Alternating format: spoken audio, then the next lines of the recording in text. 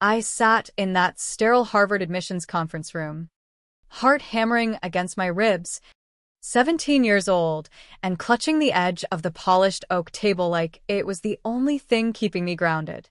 The 5 committee members smiled encouragingly, their faces a mix of warmth and scrutiny. Sunlight filtered through the tall windows overlooking the quad, casting long shadows across the transcripts and essay I'd poured my soul into. This was it, the moment that could change everything. The Harvard Merit Scholarship for first-generation students in educational equity wasn't just money. It was freedom from the mountain of loans that would otherwise crush my dreams. I'd sacrificed everything for this. 3 part-time jobs through high school, tutoring after classes, weekend shifts at the local diner slinging coffee, late nights stocking shelves at the supermarket. Weekends weren't for friends or parties. They were spent in the dim light of the public library, perfecting my SAT scores and crafting an essay about breaking the cycle of limited access in rural and immigrant communities. The selection committee had called my personal statement heart-wrenching and visionary. Now here I was, answering questions about my vision for policy reform with a steadiness I didn't fully feel. Then the door opened without a knock. My 22-year-old sister Victoria strode in like she owned the place, dressed in a sharp blazer I'd never seen her wear, her hair sleek and styled professionally. She carried a thick folder under her arm. Our mother trailed silently behind her, slipping into a corner chair without a word, the same mother who'd driven us both here that morning but hadn't warned me about this ambush. The lead coordinator, Dr. Eleanor Hayes, frowned. "Excuse me. This is Sophia Chen's interview. Who are you?" Victoria didn't miss a beat. "I'm Victoria Chen, Sophia's sister. I'm here to provide crucial context the committee deserves to hear before making a decision." Her voice was smooth, rehearsed, confident in a way that made my stomach twist. She placed the folder on the table with deliberate care. One committee member shifted uncomfortably. "Miss Chen, your sister applied." "You did not. This is highly unusual." "I'm applying right now," Victoria said, sliding papers across the table, transcripts, recommendation letters, a proposal. Sophia is bright. I'll give her that. But she's scattered. Last year she talked about medicine. The year before law. She doesn't have the consistency Harvard demands for a program this rigorous. Me? I've finished 2 years at the state university with a 3.8 GPA in education. I'm stable. I'm ready. Sophia would squander this on abstract policy ideas. I'd use it to become a teacher who makes real differences in classrooms. My throat tightened until breathing hurt. The room felt too small, the air thick. I glanced at Mother. She nodded faintly. Victoria has always been the practical one. The committee exchanged glances, some shocked, others intrigued despite themselves. Victoria turned directly to me. "You deserve a chance. But not this one. You'd waste it." "I won't." The betrayal landed like a physical blow. My legs felt weak as I stood. "I understand," I managed, voice level despite the storm inside. I walked out without looking back, down the echoing hallway, through the heavy doors, and into the parking lot. No tears yet. No screams. Just numbness spreading through my chest. I pulled out my phone and called Mr. Reynolds, my high school guidance counselor who'd guided my application every step. "Mr. Reynolds?" My sister just crashed the interview and tried to steal my spot. Silence on the line, then urgency. "Stay right there. Don't leave campus. I'm calling Dr. Hayes immediately." What I didn't realize was that Mr. Reynolds wasn't just a counselor, he was a Harvard alumnus deeply involved with the Scholarship Advisory Board. He'd arrived early that day and overheard the commotion through the cracked door. He'd been recording the entire exchange on his phone as evidence. The committee deliberated for nearly 3 hours. Victoria was eventually escorted out by campus security, her face flushed with anger. Mother shot me a withering look as they left, one that screamed family betrayal and public humiliation. Dr. Hayes called me back in alone. Sophia, what happened today is appalling, she said, leaning forward with genuine concern. Your scholarship is yours, full ride. $145,000 covering everything. But there's more you need to know. Your sister submitted forged recommendation letters. We've verified with the supposed faculty signatories. None of them wrote those. This is forgery for financial gain, a serious crime. We're escalating to the University Integrity Board and possibly law enforcement. My stomach plummeted. Legal consequences? For my own sister? That afternoon, clarity hit like cold water. My family had shown their true colors. Mother didn't speak to me for months afterward. When she finally reached out, it was to demand I fix things with Harvard, claim it was all a misunderstanding, that Victoria was family and deserved grace. She's your sister. She made a mistake. No, I replied quietly. She made a calculated choice to destroy my future. That's not a mistake. I hung up and never looked back.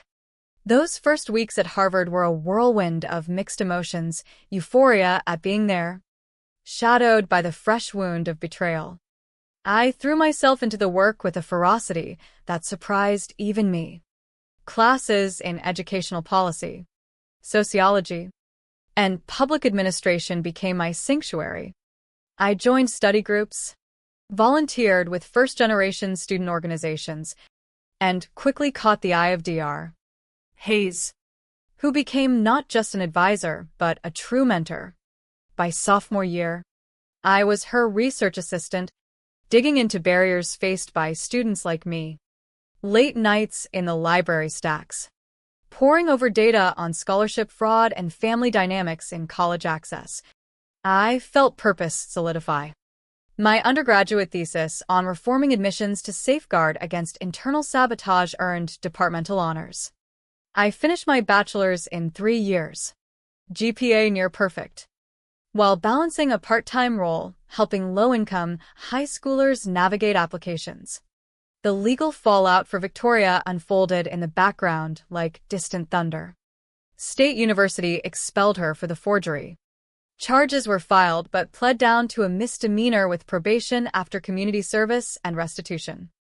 Her academic record was tarnished permanently, blacklisted from many systems in the region. Mother blamed me for the family shame, but I focused forward. I started a master's at 20, specializing in financial aid equity and college access reform. My research expanded, interviewing dozens of students who'd faced similar family interference, stories of parents forging transcripts, siblings leaking personal essays, aunts pressuring for family benefit over individual merit. That work felt healing. Each interview reminded me I wasn't alone, and documenting these patterns gave me power. By 23, I defended my PhD dissertation on preventing family sabotage in admissions processes. It was rigorous, data-driven, and compassionate. Offers came from multiple institutions, but I chose Berkshire College, a prestigious private university in Connecticut, as their youngest ever assistant dean of admissions at 24. I built my life with intention. A modest townhouse near campus became home, cozy, filled with books and plants that thrived where relationships had withered. I published papers regularly in top journals. Conference speaking invitations followed. Dating was cautious. I met Daniel, a sociology professor who valued my independence and shared my quiet evenings. Our City Hall wedding was intimate, attended by colleagues who felt like chosen family and Daniel's warm relatives who embraced me fully. Mother's graduation announcement went unanswered. The wedding invite came back unopened. I stopped reaching out.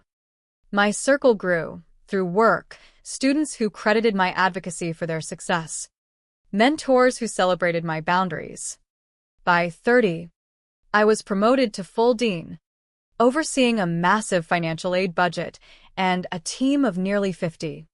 I redesigned scholarship protocols with anonymous flagging systems for family pressure, confidential counseling referrals, and verification safeguards.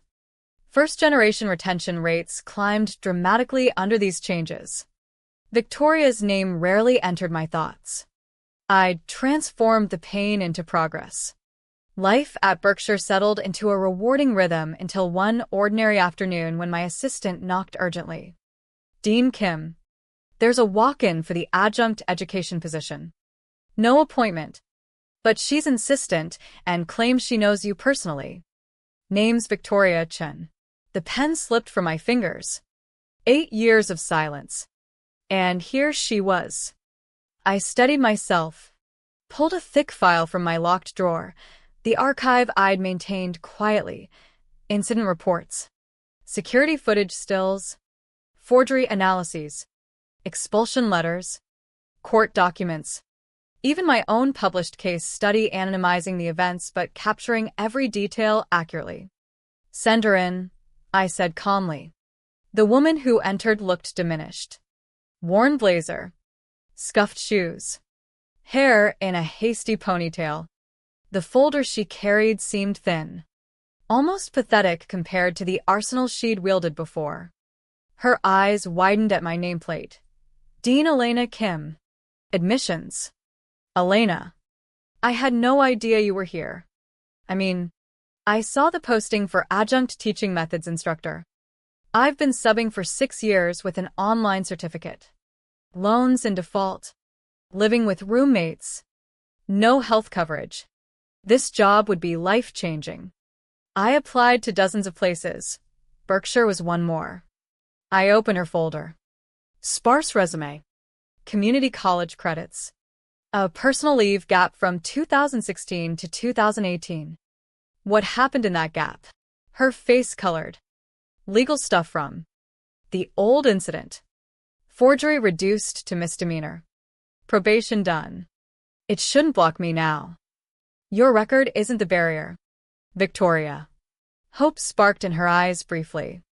I slid the archive across the desk. This is every piece of evidence from Harvard, Dr. Hayes' report, footage of your removal, forged letters with expert analysis, police records, board findings, expulsion confirmation. She paled. You kept all that? Of course. Pages 65 to 82 in my published study on family sabotage detail this exact scenario, anonymized but precise. 17% of first-gen recipients face similar interference.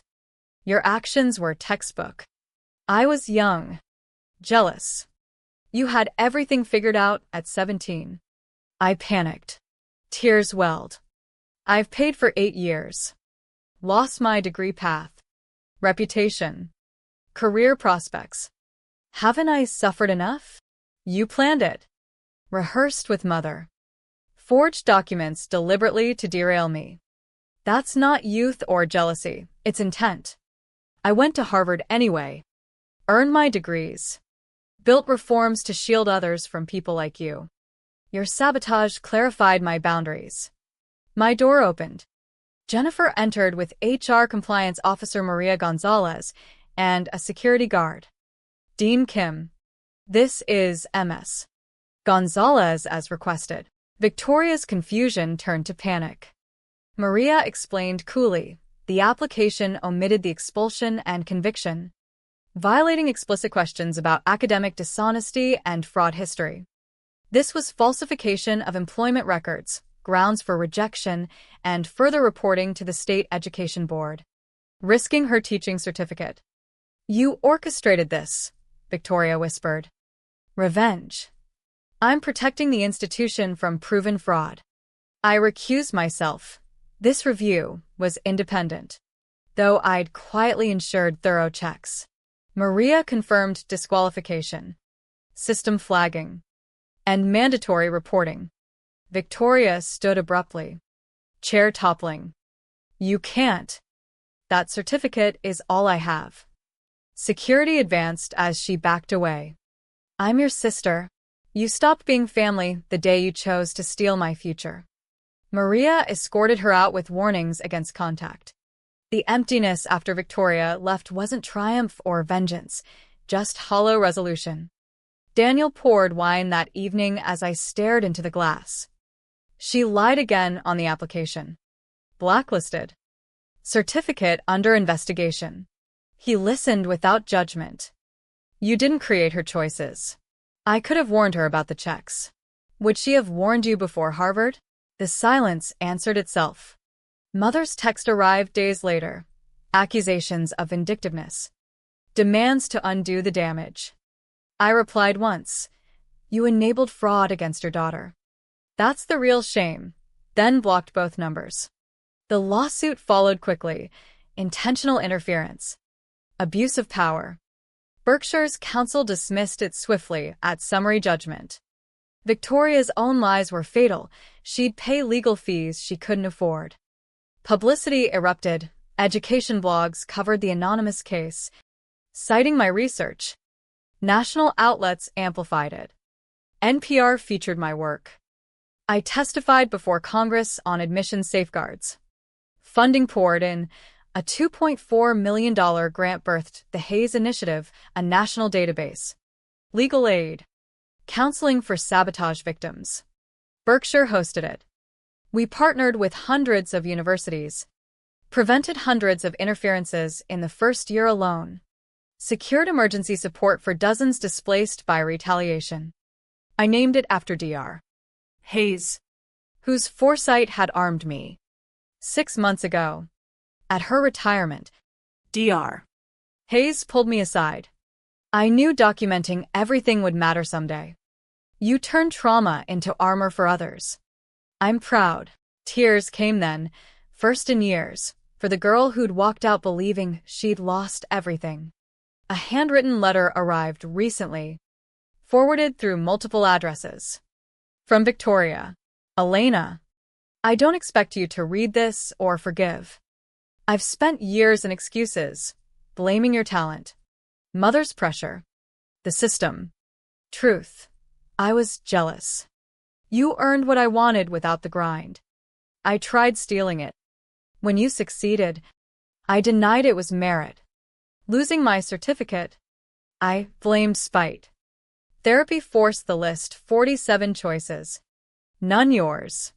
I'm stocking shelves at night now. Honest, if humble. You earned Harvard, your degrees, your life.